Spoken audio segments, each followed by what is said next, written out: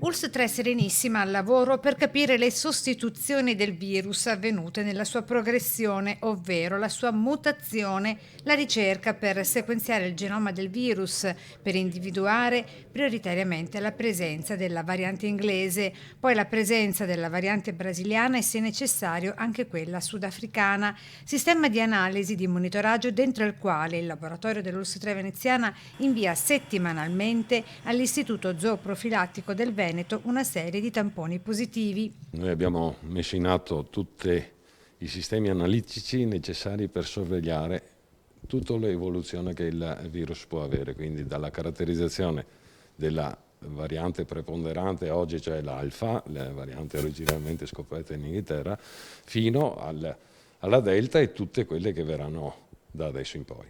Di fronte ai casi di variante inglese si allarga lo spettro dell'indagine epidemiologica per individuare i contatti, anche aumentando l'indagine retrospettiva dalle consuete 48 ore fino a 14 giorni. Infine, alle persone cui si evidenzia una positività dovuta alla variante inglese vengono invitate ad osservare con il massimo rigore le misure di distanziamento e le regole relative all'uso dei dispositivi di protezione, rese ancora più stringenti proprio dalla maggior virulenza della variante stessa. Abbiamo un esempio sotto gli occhi.